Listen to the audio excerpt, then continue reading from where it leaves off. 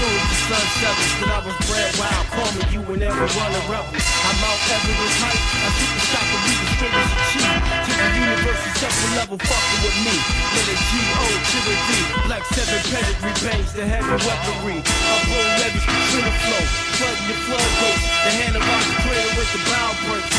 The hammer hitters, movements of the father states. Pulsates, I step for the master, niggas say the grace. I put it on his grip, to take the back of his mind. Different pedigree, we not the same bloodline.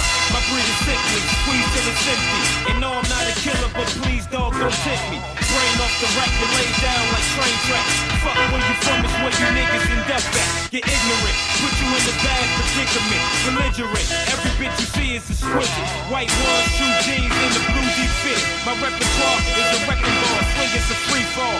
Marijuana reeking, bitch leaking with alcohol. Exclusive with the guns, keep the latest editions. Rapid fire with the spray, when the cake is spitting. True champ, next to the mic like Pittman. This is greatness, what's greater, y'all get the witness. Fucking over me, what you talking about, Willis? Yo, back to the alleyways, Chuck Taylor's alley days. Raised by a single mother, still have my daddy raised. Gold chain, hot top fade, I cascade.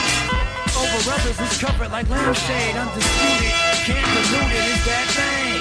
Those that refuse is stupid, you that lame. Heart of a honey badger, money funny, my gunny's at you. Your homie's friend, so much for the buddy factor. Open and close chapters, the stories for bedtime. Time contact killer, you cross the deadline. Red lines, the blood trickle, the ones with you.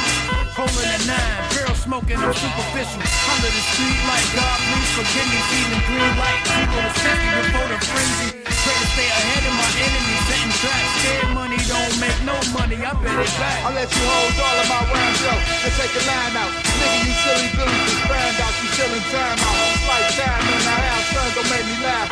Money been trained, stinking, think I need a bath. Won't even bring my whole team in unless I saw you leaning, feeding for the rap. Red dots connect me to your body. Taking you out of these shit, it's like a daily hobby. You might probably put your mic down for the night. Dark room, can't see light. Niggas is doing what it be like. Man, fighting scared through a mic.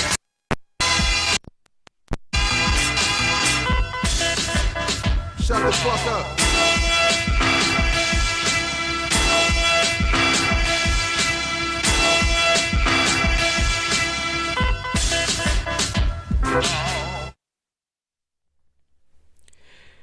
The hip-hop writer is a creator, composing, understanding words of cultured brilliance, powering a rebalance of the elements equally. Pages of rejuvenated reaffirmation, simply the almighty leadership of insightful craft work that stands to build through any confrontation born to be. Yet his daily duties as a journalist that questions properly, uses his ears for the good to filter the real, and as the art decays by dilution, he concentrates the best again and again, exposing it in the print. Today's journalist and tomorrow's historian he listens to share. Here is that necessary attempt executed again and again and again. This is the Power Right Show on S.STREET Media. This is your brother, the lone life with the home-sewn garment, the Boricua with the build, the true and living God, stepping in score, SUNEZ Allah, a.k.a. Skillustrator Low. And we're on S.STREET Media, the evolution of media. Every intrigue will have its own show. Every incredible thought will have its own episode. And every timeless insight will be archived. Whew. We got another good show. The last couple of episodes have really been heavy. They've been about a lot of concepts, a lot of principles, a lot of the kind of issues that piss people off. They get people on one side of the fence or not, or they don't want to really look at certain things. And what's getting missing is that this year has a lot of music, man. I never seen it. And we'll probably see many more like this. But I've never seen until this year, a year is this, where we see multiple artists doing their own MF Doom 2004, where they're releasing countless product. There's at least 5. I'm just going to say 5. And I don't mean just 5 run-of-the-mill artists, 5 any old guys, or 5, commercial guys that are just trying to filibuster the airwaves in your life. There's at least 5 artists that have at least 3+ albums of quality material. I say 5 because I probably go off the head and just name 5. You know what I mean? Let's see if I could do it. You got STNAC, Code 9, Al Divino, Napoleon the Legend, of course. And I need one. Recognize Ali. That's 5. Probably be Rock Marciano in just a little bit because he's going to release something in October, an album produced solely by DJ Muggs. So that the amount of work, it's almost impossible to give it the kind of context that you're used to giving an album, to. It's expected that you're not listening to the earlier projects. Even with the artists themselves, it's almost like when, I'm not saying this is what they're saying explicitly, but it's almost like, and I'll just say Rock Marciano, when Rock Marciano releases Behold the Dark Horse, it's almost like we're not expecting that Rosebud's Revenge 2, that is a project of the now, that's old stuff. You know what I mean? And I'm not sure. I think the person to build with this on is like how they would perceive their works to be absorbed within the context of things. Probably Napoleon the Legend again, because when we interviewed him and I got to build with him in depth about his project so far in 2018, that was back in episode 4. And I think he's released 4 albums since episode 4 of this show. It's abnormal. It's abnormal shit. We're going to go through some of these projects. I like to go back. I take a long time to write pieces. And honestly, this year has left me thinking I've been very happy with the way my own thoughts have responded as far as art on art. Thinking like, this is how I think to all these pieces.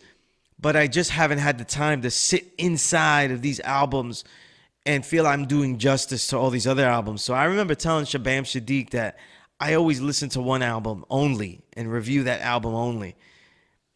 It's kind of difficult to do that now. 2018 has ruined that. So I catch myself listening to just check out things, get an awareness of things, and give things an immediate listen.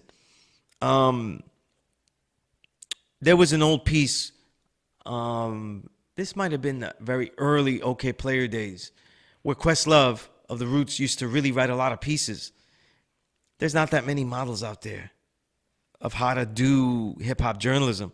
So it's funny that some of the standards, like the last episode, what was it? In the Appropriation Lecture 2 episode, I spoke about Chuck D's evolutionary versus revolutionary. And that's like a ethnomusicological theme in music analysis that an artist came up with, for us to think about as far as emceeing. As far as writing, it sounds like, Questlove, when he used to write reviews about albums he liked, like Low End Theory and things like that, I think he wrote one about Midnight Marauders. I don't remember what he was saying about these albums. I'm sure they were insightful, and I would have loved to read them again. I don't know where these writings are, if they're even on the OK Player site, because I don't dig through it like that. One time I did, and I didn't see older stuff or where this was. I'm just assuming it was OK Player site. But, and of course I didn't check because this is stream of conscious right now. I just came up with this. You know what I mean? But Questlove used to have these standards of how many times you're supposed to listen to an album before you review it and stuff. Like, he said at least you got to listen to it about 3 times. You got to listen to it unadulterated. And I added on to that, you need to listen to albums for like beats to see how long they sustain themselves. What I mean by not, because in hip-hop journalism is really bad. What they do is they do a hot measure.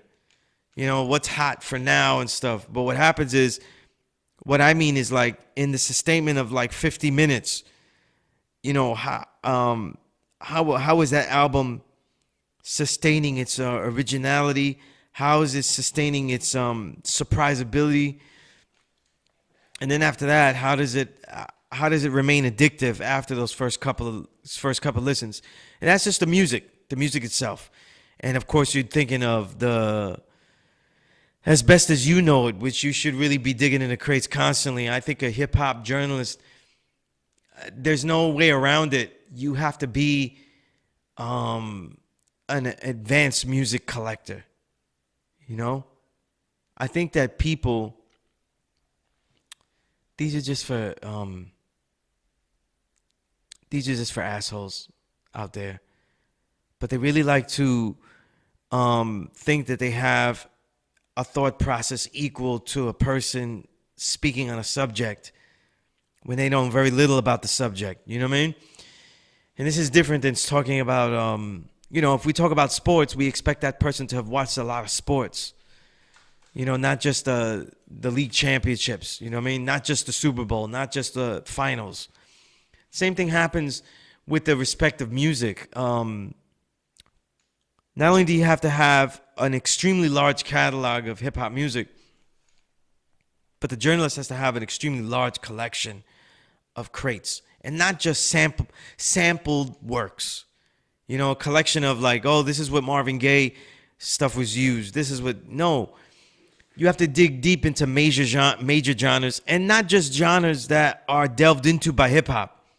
So I don't think a good journalist of any kind of music, particularly hip-hop, we're talking about hip-hop here, has a good grounding in other kinds of music if he only deals with the genres that have been sampled heavily. The reason I say that is because it's all about palate. You know what I'm saying?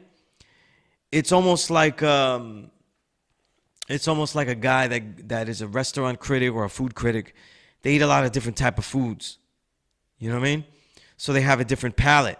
That's why, like, when you watch Food Network and stuff, when they put vegan meals out there, right?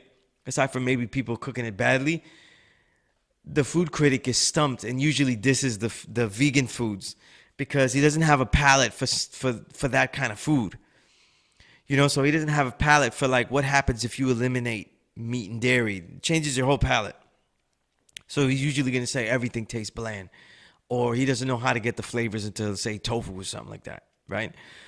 But it's just an example. I think because we're dealing with American music, I think that people have in hip hop, because we think of the jazz sample versus the soul sample, most people have a bad grounding in jazz. You know, they hear jazz samples as just like, oh look, they use the horn, here, so it's a jazz sample, and it's bad music listening. You know, so all of these things, made me look at the depth of certain things and develop like a whole science on music ideology and looking at the music and stuff, because people just haven't listened to a lot of music. I constantly get into conversations where people say, well, it'd be nice if they did this. And I'm saying, like, yes, the wheel does exist. It's one right there. You know what I mean? A whole bunch of people talk music and they're really reinventing the wheel, discussing it. And then they look down at you because if they don't know about it, they think that the whole world doesn't know about it. And there becomes a self-centered approach. Obviously, I have this show here, so I know for a fact that most people don't know about this kind of music. That's why we go through the music so we can analyze and detail it in such a way. But we got to look at music. Like, when we respect musicians on a certain level is because they put massive research in it. You know? I think I have a pretty good collection of music. I'm not going to say what I have, how much I have, or anything like that. But it's deep. And when I read Questlove's autobiography, I was like, wow, my collection isn't even close to that. I don't even know where he keeps this. Because he said he had about a few terabytes of music. You know, and that's just mind-blowing. That's just mind-blowing. So for all the criticism I might have about the Roots or whatever, like, and mind you, they're not really negative criticisms or thoughts about the Roots. When I listen to the Roots, I listen to them differently, knowing the intellectual palette that Questlove is thinking about, how much music is going through his head and what type of ideas that he's coming with. So it puts up in you as the listener as a sign of respect and like, yo, I could understand more about the music that they were doing if I studied a little bit more music and enjoyed it a little bit more on a different level, you know. And again, that's difficult. Hip hop is now sold as a pop music. The problem with pop music is that people listen to what is immediately appealing, and in that case, what is immediately relating. So what happens is this. They're usually thinking of their own field of vision of what is expected. You know what I mean? And so the progressive is very hard to attain to. You know, there's no idea. There's no, you know, we used to listen to albums and be like, I don't get it now, but I could tell it's good. We don't get those kind of reviews, you know? Like, I could tell it's really strong, but I got to sit down and really understand this record, you know? And that's why a lot of music has become much more simple and almost simpleton. You know what I mean? Because we don't have that level like that. You know what I mean? And I wonder, all the artists, even the ones I mentioned, I wonder if they think about their music as a long-term aspect, you know? A long-term aspect of probably what they think listeners will get down the line. You know what I mean? And probably for the MCs, they're thinking about, well, they're going to get something out of these lyrics. But I think also about the music down the line. You know what I mean? Because I think if I had to decide what's actually the problem with the best music, I would probably lean toward more the music than I would lean toward the lyrics. You know? Even though both could always use improvements. They could always use improvements and stuff. But anyway, the point is that I really want to get into some of these albums and stuff. But let me give a shout out to our introduction music. We've been playing a lot of Josiah, the God Lord Josiah of Detroit's Wiseman. That's the you know, Luke's Wu affiliate, led by Bronze Nazareth. You know, where Kevlar 7 ruled and dominated with his works. You know, Remembered Imperfection, my brother Kevlar. Illa Days, you know, and my brother June Mega, right? So, you know, peace to all those brothers, you know. Peace to the brothers that's not even making a lot of music with them anymore. Philly, you know, that's another good brother. But when he gets back to me, the best sound that draws out his best works, it's clearly that sound that he got with Bronze. If he could do it with other sound, all praises due to him. But that's just my thought. But we've been hearing a lot of works, particularly instrumentals or songs from G.O.D. Part 2. You know, the G.O.D. 2 album from 2000. Man, they just ruined all these years. I don't even know what year this shit came out. And I'm so overflooded with records, you know what I'm saying? But I'm pretty sure that was 2017. Yeah, 2017. So I think that was definitely in my top 3, man. I think Lord Josiah is a real progressive beat maker. Again, we have so many records, we don't get to sit down with stuff. But if there's anyone that's working drums today, because now we got to separate these guys who use drums and don't. Lord Josiah is one of the newest and illest of this decade, you know. If I had to make that list of this invisible renaissance, you know, really debuting in this decade and really dominating that way, you know. But you know, check this out. When before we get into stuff, where I'm talking about the hip hop writer, obviously I was talking about science of music. I got this piece I'm doing. I ended up writing it as 2 pieces, but they go as 1 or 2. They could split in half or they could go together. So I'll split them in half and read one part now and the part 2 later. This piece is called Third Stone. Speeds that feud with relativity. So set, just stone face. The only sane liquid steeped in the utensil that transfers my thoughts. I move my hand in the manner I think. Degrees of 56. The gods know this tempo. Records been the sidemen in my corner. Yeah, my words have them cuts de mottos they throwing white towels upon. Upon my wild idea of preserving innovation that ain't never fluttered. Iron butterflies ciphering in dangerous swirls. Camoed wings flap over the metal low cookie. With my sacred sword in the universal flagstone. I will it all the work. Those who love me hope it heals me. That was one part. But it's a little piece I did for part one of a two-part piece I did for Stoneface's album, The Stone Age. Good album. Another one that gets lost, though. Had some really nice samples in there and some intense rhyming and stuff. Stoneface is one of those, old-time MCs. They hear that beat and they dive right in, And great story Stoneface has. So go to premierhiphop.com, look up Stoneface, read what I had to say about him, check out his music, buy it, enjoy it. You know what I mean? It's like an album from last year is like old school. I feel like I'm putting on somebody to 85 and shit. You know what I mean? But before we dig into all these LPs, a lot of segments I have not been able to do them because we've been making such big shows about singular topics. So some of these singular topics will probably continue. On the next show, I'm pretty sure I'll be able to work it for the next show that we do. The next Power Eye show is going to be on one singular classic crate, the entire catalog. Most of the catalog, because this catalog, producer, conductor, arranger, lead soloist, it runs into the thousands, into a thousand at least. It's got to be over 1,000 songs, but definitely over 1,000. Me personally, I think I'm close to 700. My personal collection, I'm close to 700. But we'll be going through that legacy of Quincy Jones, and particularly looking through a lot of the insights of the Quincy Jones documentary that is on Netflix called Quincy. And as a prelude to that, I gave a prelude last episode. Another prelude here, though. Just one statement, though. I'm going to tell you why Steve. I'm going to show you through that documentary why Steven Spielberg is a racist devil.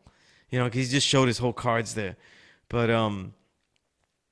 that also is going to show you how Quincy Jones navigated this industry, in a different way than mostly everybody. And I don't think that most people would have the stomach for it. And I don't think that anybody should be thinking about doing it that way either, to do it like that.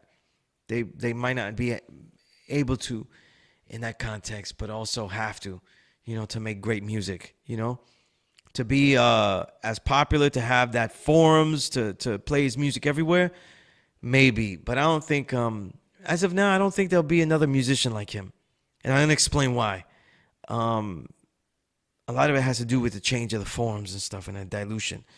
But we're going to go through all that. It's going to be like we did the depreciation show with the appropriation lecture was a level of depreciation, right? We had to depreciate that vehicle, that pop vehicle that is Eminem. But on this one, we're going to appreciate the work of Quincy Jones and stuff. You know what I mean? Doesn't get enough appreciation. People appreciate him, but I feel like they appreciate him more as a pop icon. Not really thinking like the quality and the diversity he has in the collection. So that'll be the next episode. But again, these are loose thoughts about albums I don't think that I've heard enough times. I don't think I've heard them enough times to say I would write exceptionally about them. Usually, I would say I may listen to albums at least 20 times when I write about them. Writing about them, throwing thoughts about them, creating a format for expressing the ideas about them. When I look back, they usually end up in that range, 15 to 20 plus. If I love the album, it's going to be in the mid 20s to 30s. But I'll start out with these EPs, the Cannabis EPs. You know what I mean? The Full Spectrum 1 and 2. 2 came out recently. These are 2 EPs put out by That's Hip Hop, Domingo's label, and produced by Thanos. The Boricua brother out of Sunset Park, just like myself, and very good boom bap producer. Me personally, I think his best work is Sunblaze's album this year. That's my, his Inhuman album. That's my personal thought. There's reasons why, but I'll leave it there. But a lot of these thoughts, because they're initial thoughts, a lot of them have to do with the media and the artists themselves. And I think that one of the things that struck me, the way it was being pitched, and fans, that they just quickly dive into and embracing the way the artist pitches his own work. You know what I'm saying? So like if he releases, let's say an artist releases a video and he goes, yo, this is the first video where we've been on a camel before. First one, wherever on a camel. Like, I don't know, I'm making up shit right here. Right? But and let's say it was true, right? Everybody would be like, oh man, there's never been nothing like that, on a camel before, and they don't do any research. They don't realize that maybe this is not that important. Maybe it's overhyped here. And what artists are doing now is that their next work is always the legendary work, the definitive work of their career.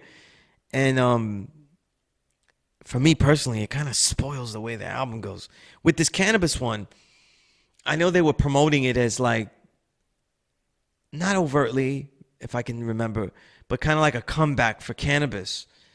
And I'm thinking like, come back to where? You know what I'm saying? Because once he lost the public opinion on the decision in the battle with LL Cool J. See, I said that right. The public decision, influenced by media. Because I gotta tell you now, right? When you talk to anybody, no one really remembers what LL said, and that's a big marker. People remember more about the takeover, even though Nas won, but they remember a lot of verses, a lot of parts of the verses out of the takeover, even though we all know, unless there's someone who's out there that's real stupid enough to think and crazy enough to think that Jay-Z won, not understanding that what Jay-Z did was commercially he did Obi-Wan Kenobi. You know what I'm saying? Luke Skywalker was the future of his wealth, and he just put his sword away, and he just smirked at Nas and said, "It doesn't matter. I'm going to be richer than you anyway." And he got sliced up by Nas. And at the time, though, anything that Nas came with, though, I don't know. For me, that was the big bad wolf, though. Yeah, he was everything. He was, to me, he was the pay. He's the payoler. Everybody wanted to diss the payolee, but they never dissed the payoler. And to me, Jay-Z was a payoler. And in the LL Cool J Cannabis battle, I felt like LL didn't buy himself that battle. His popularity and the way the media was embracing him, and not wanting to embrace Cannabis, though, because they knew it doesn't really sell that way. This is a result of the leeches. The journalists that they're leeches, and they leech onto the artists that are being a leech. In this case, I don't consider LL a leech, but his because his pop realm is so big, he gets leeched upon, and they didn't even give a fair perspective of it. But when you think of the visuals of the Cannabis LL battle, all you remember is him jogging on that beach with Mike Tyson. That's it. You don't remember anything about. I don't remember anything about. You remember the 5, 4, 3, 2, 1 song, and then you remember jogging on the beach with Mike Tyson. That's it. That's all you remember. And you got to go get him. But the thing is, right? I did a list, but I didn't really do Mike Tyson. Mike Tyson is not good. But the thing about it, right? I've never heard anybody say, because I don't remember any. I have to go back. The truth is, in my personal collection, I've separated everything after 19. For me, LL's catalog starts to become optional after 1996. After he does Hey Lover and with Boyz II Men, and he does that song with Total. And the All World Greatest Hits collection comes out. Remember that All World? Which had it was a perfect, one of the best collections of greatest hits. And it had a couple of new songs on there that were really good. But if you collect all the albums of his, you have to, all of them. From the beginning of his career all the way to 1996, add in the All World, because it has a couple of bonuses on there. That's what you need. Everything else is optional. You can get them, though, the GOAT album if you want, had a couple of good beats. But nothing essential, which is a shame, though, because I still think LL has a lot of talent. But yo, check this though. He when they said cannabis was having a comeback, the reason I say from where is because cannabis entrenched themselves in the underground so hard that if you look through cannabis's recording career, once you get past the idea that you like or dislike him, because that's important though. Like if you don't like his persona because it contrasts heavily with LL. It has a boring charisma compared to LL. But if you love to listen to words and wordplay, then you're gonna love Cannabis. And Cannabis made a lot of strong records after that debut, and with a lot of good producers. But there were maybe in the very vast catalog of Cannabis, there's maybe one or two albums. I'd say off the heads like See Hollywood True Stories that aren't that good. So like when he was battling or had beef with Eminem, I think that was the worst time for him to have that battle, because as just his solo LPs, that was his weakest run right there. His weakest LPs came out right there. But after that, like mid 2000s on, most of his LPs are really strong. You know, highlighted by the LP he did with Stoop. And then, so when this, and a lot of others. So when this album comes out, right? When this album, these two EPs come out this year and it's pitched as a comeback, I'm thinking like, yo, his last album was Time Flies, right? And it was produced by Bronze Nazareth, with beats really, really strong that they even released the instrumentals. It has some of my favorite Bronze instrumentals are on there. You know what I mean? So I don't know what's the comeback. It's more of a, when we judge a person's career incorrectly, we kind of like we do a disservice to them. You know what I mean? We do a disservice to them.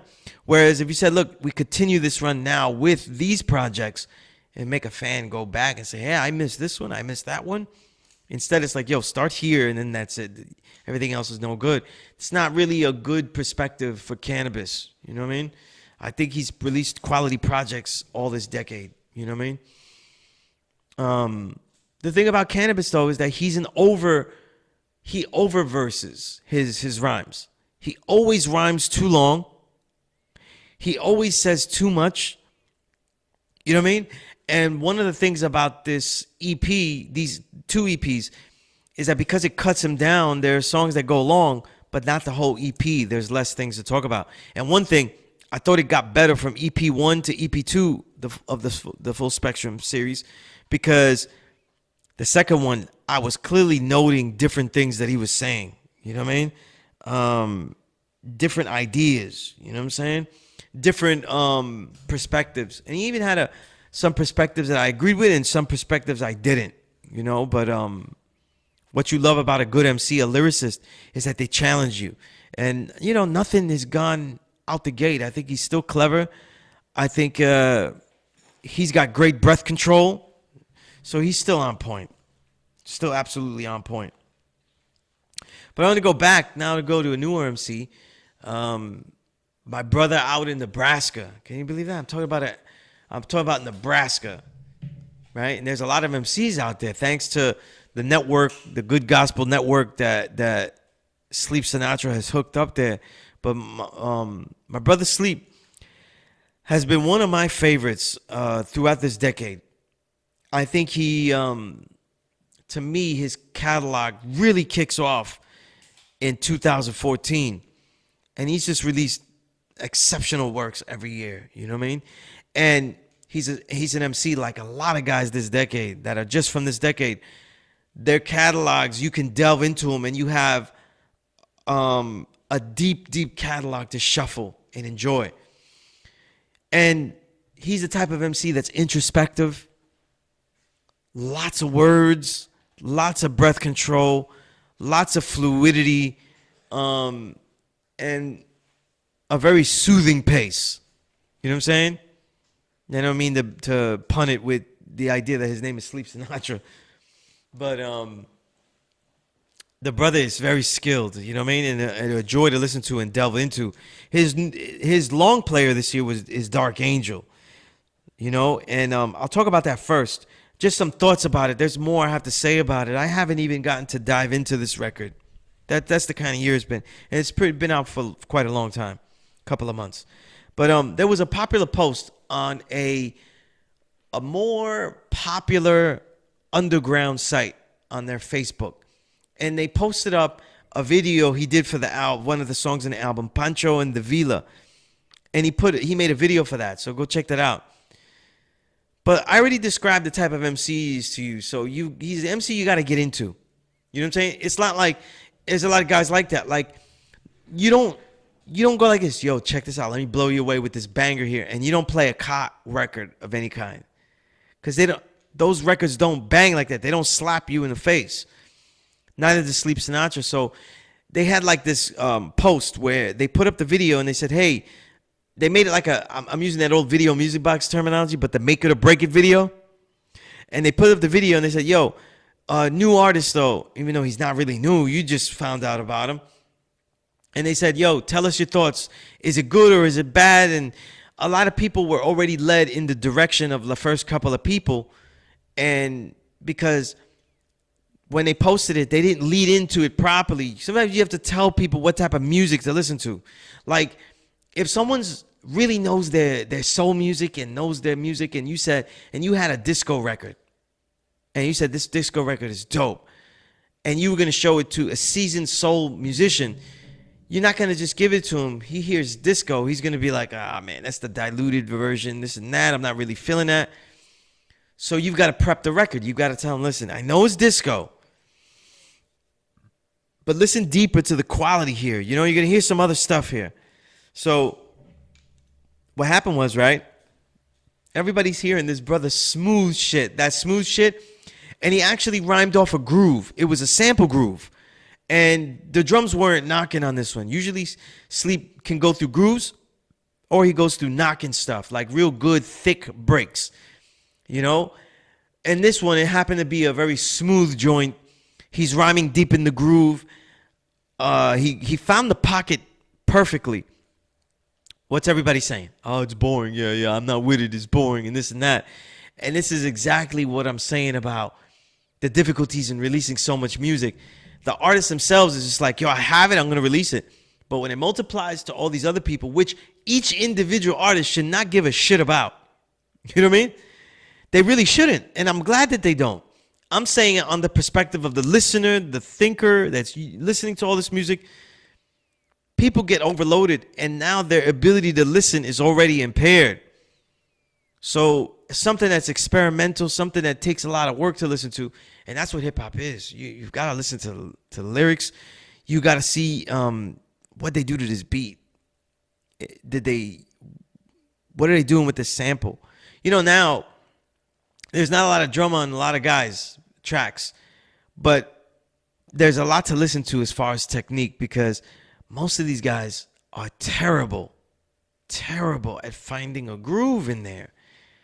It's almost like they're rhyming in outer space, and the groove of that sample, those horn, whatever instruments are in there, they're not using any of it. So it's almost like two different things. It's like I'm talking while a TV is on. You know what I'm saying? Like, and these are good MCs, but they're not really inside the groove. And I think it's a hampering. And I don't want to be overly critical, because a lot of people be, you know, right? They be telling me, right? Oh, he's so critical, this and that. And I'm like, yeah, I'm just pointing at some shit that was there. Even when I say it, though, you heard it. Now you heard it because I pointed it out. You know what I mean? But a lot of the MCs are doing that. And it's not really built for everybody to rhyme on grooves like that, you know? But the introspective hardcore lyricism that Sleep Sinatra gives is something to really take your time with. It's a depth that amplifies with listens. It amplifies with listens. And it's a very hypnotizing flow. You know what I mean? Definitely the type that isn't suited for a do or die contest. You know what I mean? But the Dark Angel album that comes from, it's definitely something that doesn't... It's one of the LPs that he has that it isn't surprising me. It's very strong. It isn't really surprising me, but it's a quality record. You know what I mean? What I like though is that his cadence and his tempo and his flow, they're reaching a fruition. You know, and like I said, man, the skill level to find a pocket with no breaks is really something. You know, it's really something profound. And the more that people decide not to use drums, the more I'm realizing, like, wow, I didn't know these drums are so necessary. You know what I'm saying? To a lot of MCs. You know? Because finding the pocket in the groove or something like that, you know, there's a song. I'm not going to mention it because then it sounds like a hater. I mentioned it before, right?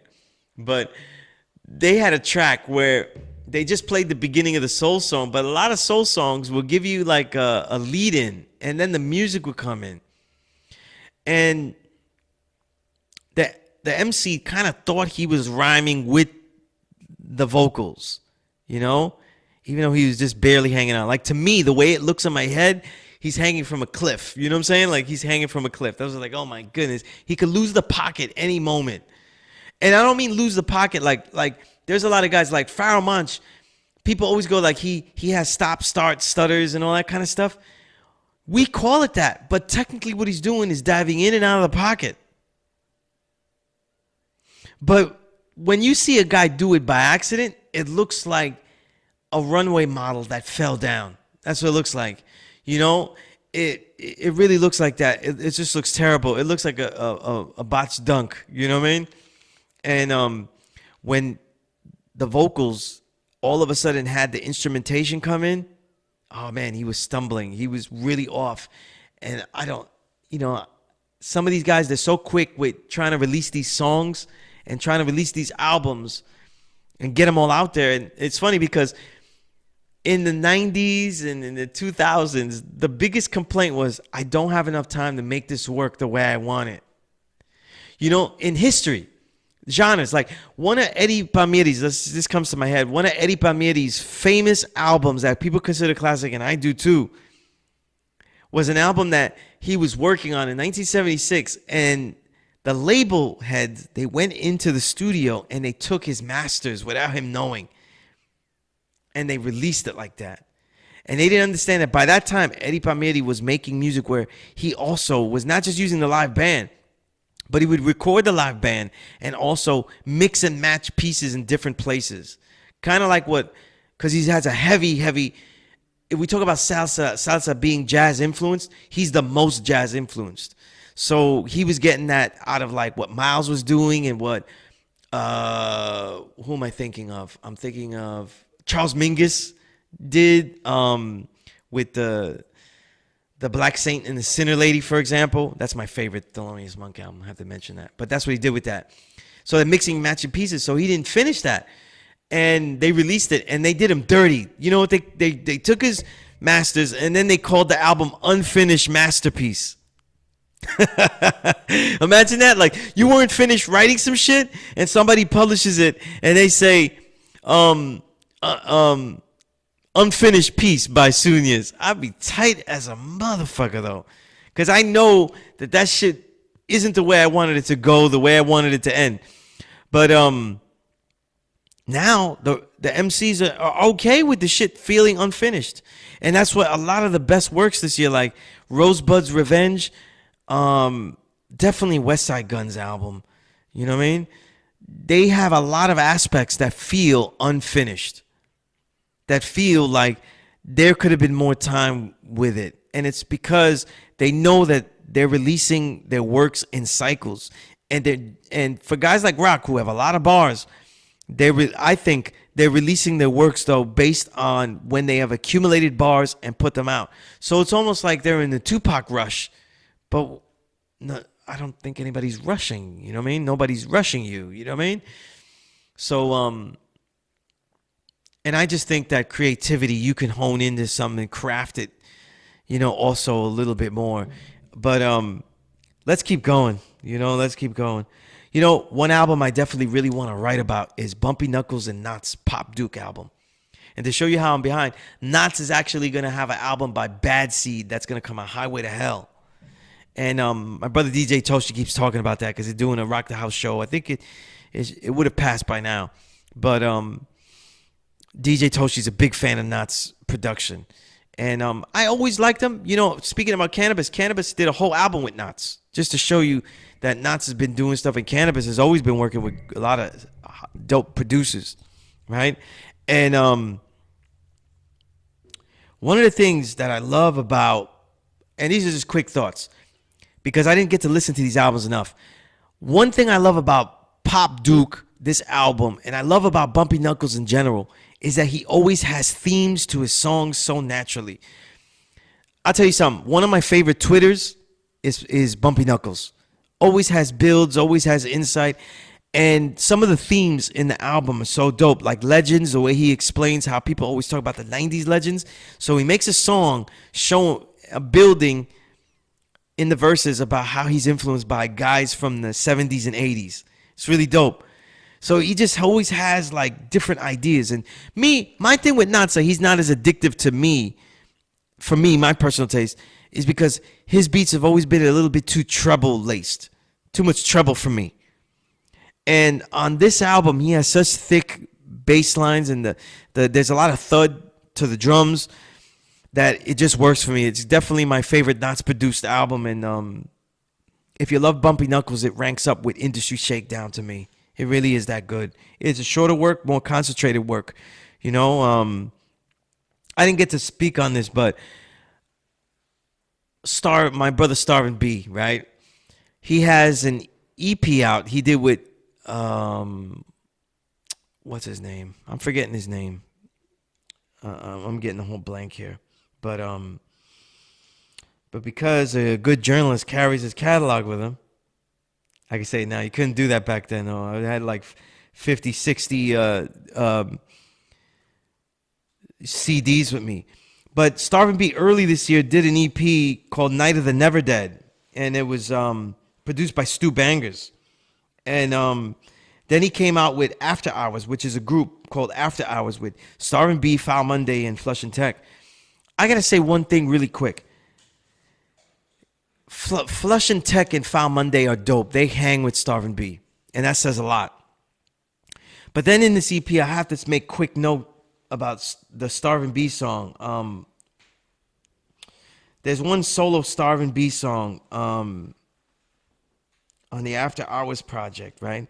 And that's After Hours with the After Hours with a Z at the end and written as one. And he's got a song called It's Your Fault. Just go listen to that song. The first verse is about Trump. The second verse is about in America dealing with Trump. And the second verse is about hip hop and the state of hip hop as he sees it. Profound. You know what I mean? Starvin B has such a way, like the 99%. He doesn't do it that often, but he has such a way of making a manifesto tracks, you know, and a lyricist that we are really sleeping on. One of the greats of this decade. You know what I mean? Another album, another EP that got lost, Rim of the Villains, right? Ugandan lunch meat, you know what I mean? And I think he got that from a Sean P line, and he shows it, he samples it, and it really surprised me because completely different to me than most of the b-boy flows that he uses on his projects as part of the Villains or his Cashmere Dice, the Cashmere Dice piece, because the tracks are very experimental. There's a slow flow he's using, you know, which is using, you know, it's really perfect in his declaration against Respect Fake on You. You know, that song You, he's got another song called C-Rax where, you know, there's a level of mastery beyond experimentation, you know, there. The way he's experimenting with things and the way he's experimenting with flows, that's one to go back to. That deliberately is not an immediate grabber, you know what I mean? Rim has so much charisma, it immediately attracts you. But what's not immediately, you may not be immediately attended to is the amount of techniques that he's throwing on here as far as pacing, as far as unorthodox cadence and stuff. It's really dope, man. It's just really dope. You know what I mean? And also another major surprise was Nas the Pirate, his Flintlock album. All the crew, everybody. Rock Marciano's releasing so much, and I think Flintlock just flew right by most people. And Flintlock isn't just him trying to be sounding like Rock Marciano with a slow flow. He has a totally different cadence. It has a different sinister level to it. And one of the major differences was the production. You know what I mean? One thing, Flintlock is equalized near perfect. These beats bang crazy. So, and the samples are, they surprised me. Some of them were identifiable to me, but the majority of the samples, you know, they were just good. And he's got a great enunciation. He has great, he emphasizes perfectly his inflections. You know, they stay with you. They make hooks out of the verses. It's definitely a dope album and one of the better ones. Definitely one of the better ones this year. You know what I mean? Another album I kind of got into a little deeper than others, though, was DJ Muggs, the Dia de la Asesinato. You know, the Day of the Assassin. Everything DJ Muggs, you know, DJ Muggs is one of the legendary producers, you know, top 10 to me. And I like what he did with this album because he's putting on a lot of guys. And he gave the limelight to a lot of guys that I really like, that need that limelight. You know, it's only 30 minutes, right? But the classic example of the way, you know, when we talk about the gap between the legends and everyone else is that first song with G-Rap. What a fucking gap. There's so many good performances there, and there's so many good performances in hip-hop this year. But the way G-Rap rhymes there, you know, people think G-Rap rhymes fast and gets all those lyrics because he's rhyming fast. And he's the only MC to me in history who I've ever heard, maybe Pun is in there too, but there's very few, always be able to chase the bar and crowd a bar with massive amounts of words and never stumble and never make it seem awkward. It's just next level. But the thing is, G-Rap has this a mastery of techniques on all tempos. And the tempo's slow here, and it's mad layered, you know? It took me about a week to get past that song to even mess with anything else on this fucking album, you know what I mean? But the layer, the delivery, you know, to me, it's a new level of dexterity, you know? It's also interesting that when Doom rhymes even slower on Assassination Day on that album, G-Rap double times the rhyme without adding speed to a slow tempo. So he double times the rhyme. Think about that. He double times the rhyme, but he's not rhyming faster. I don't, this guy is, just quit, you know, like, I wouldn't want to be second best in that world. You know what I mean? I got to do something else. You know what I mean? But the beat style on that song, the beat style on the album is very cinematic, eerie and offbeat. It's just what we love about Muggs. You know what I mean? Because a lot of the cinematic styles that we hear in music production today that we love is really, Muggs is one of the fathers to that. You know, definitely one of the fathers to that. He always had the ability. The best of, like, for example, the best of RZA and the best of Muggs always had that cinematic, epic tone to it. And they achieve it easily. You know what I mean? You got Doom, you got Raekwon, Legends, you know, they're doing their slow flow. Doom is much on the mad villainy type. You know what I mean? The Mac Hami cuts, you know, I'm still getting into Mac Hami. Sometimes I feel that he kind of cheats us by just talking through stuff. I'm always skeptical when I hear MCs, even if they have lyrics, if they're just talking. You know, I need to kind of flow on certain things. You know what I mean? But on this record, compared to everybody else, his track, it's a little choppy in a sloppy, unrefined way, you know, and I think people have come to like that, you know what I mean? It's my own bias, though, but I think Contagion Theory that he's on, it's a lot of chanting and long talking, and I feel like it's always going to be a cheat for me. It'll be quality, but it's a little bit of a cheat for me. And I have a little bit of a difficulty seeing the depth in the MC's potential fulfilled that way. You know what I mean? And again, a guy like Matt Kami, like a lot of others, they're not new. They're new, but not new with a few amount of works. They have a lot of works, you know what I mean?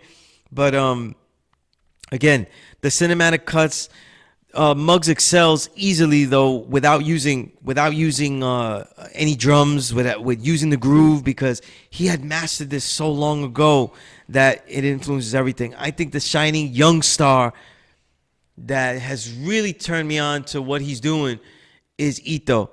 You know, he's not going by little Ito. Ito is, if you really listen close though and go past his content and assume that he's just a crime rhymer, this guy is a technical MC. He's got the tempos. He's always in the pocket. No, I mean, this guy, even when he's talking, he's in the pocket. He finds the pocket in almost every track that he's on.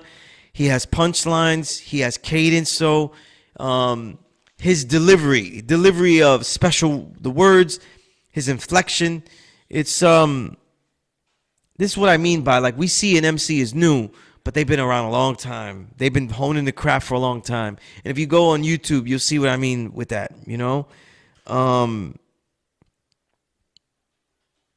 again, you know, this album is a good survey of some of the best new young crime rhyme MCs that you see. You know, me right now, to me, the most gifted, not the most story, but the most gifted of these young rhymers to me has been Ito. And that's why I really enjoyed that album. Obviously, I haven't talked about Con Animals as the Hermit and the Recluse and their Orpheus versus the Sirens album. What's there to say? I mean, Kaz is the shining lyricist of this decade. You know, you read along with his lyrics. His insight is next level. You know what I mean? And he achieves more of that, you know, and there's nothing more to say about that unless we get into an entire thesis that I intend to write about it, you know. Animos, I think Animos's music, on first couple of listens, it feels more formulaic because we know what Ka was expecting and what Ka is using. Maybe because the album was made over a couple of years, it has an influence from other works he was doing. But there's more of a familiarity with this music than any other of his albums. But the excitement of hearing Ka and seeing what he has to say, it doesn't fail. And like Honor Killed the Samurai, which happens to be one of my favorites though, there's a rebirth. I mean, he's the only one who's doing it. I would love to do it, but making a concept album where it takes you into in-depth research of things. So even though he researched something, the Greek mythology, he researched that heavily, just like he did with the principles of the samurai, which I was deeply it was deeply relatable to me as a martial artist, though. So it's a favorite of mine. But he just did it again. Elegy, Suede, Cigarettes, a short album. That one I would have liked a little longer. Elegy has a lot to say, and I felt like it was cut short for the way albums are done now. You know what I mean? And that's just the first thought. Beat-wise, it's crazy. The techniques are there. It's really, really strong. Of the new records, Rock Marcy, Behold the Dark Horse. Very dope album. Another one where people are hyping it up is Better Than Reloaded. I think we need a little bit more time with that. Because I love the music, but I didn't get the usual blown away feel with the samples. Even though the samples were not played out at all, I wasn't blown away by the samples. And for the two RR albums, I was. And everything before that, I usually was. But yeah, it's more ejaculates from Rock Marciano. You know what I mean? More of those ejaculates, you know, where he's doing the whole... there's hoes in the studio when he recorded it. And yo, he sings on like 3 cuts. He harmonizes and shit. I really wished he would have done less of that. But when you listen to the album, it doesn't really ruin the continuity of the album. There's only one song, Amethyst, where he kind of overdoses on the singing. But the interpolation is funny as hell. Rashi Chappelle, first listen. The beats by Kenny Dope again. Wow. I haven't heard an album in a long time that has such unique drum usage. And that's saying a lot. I was really blown away, especially for the first half of the album. The drum usage was exceptional. Then we have Sleep Sinatra's Sanctuary EP. That just came out too. And August Fannin is a producer to look at. He has a way of sampling soul music and or a lot of, he samples and he puts things in a nice, consistent chaos. And it's perfect for a guy like Sleep Sinatra, though. It really was dope. You know what I mean?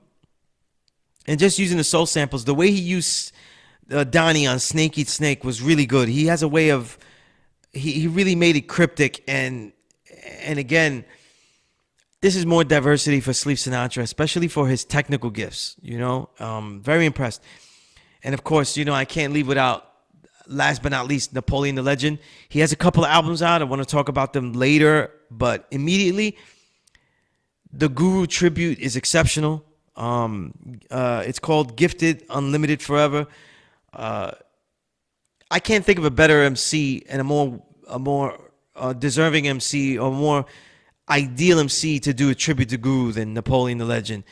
And just like he did with Tupac, a lot of great vocal samples, interview clips of Guru and other MCs like J. Rue and Big Suge. But reworking these tracks in his own vein, and I love the way he did that. You know, it was a great homage and stuff like that. And for an all-time favorite, a childhood hero of mine, to hear the Guru tribute, I loved it. And he chose good ones too, good beats. You know, so it's hard to choose like your favorite tracks, but he did Mass Appeal. That's really the only one you do without people getting upset at you. But a lot of great choices, a lot of great work. You know, and there's other albums I want to talk about, but we'll talk about them next time. You know what I mean? Don't forget the upcoming show is going to be on Quincy Jones, appreciation lecture, among other things. I'm going to leave you with this. The Seventh Stone. Time so synced with a people's convenient cynicism. Them clones move freely, yet I in stillness so stone-faced. This archaic era. Any moment manhandled into posted capital. They say I've been blinded, but I know I've only been dramatically minded. My eyes became reverted pupils in the classroom of my roaming thoughts. I seen my eyes before principle. Every last period penned. I'm a bad motherfucker.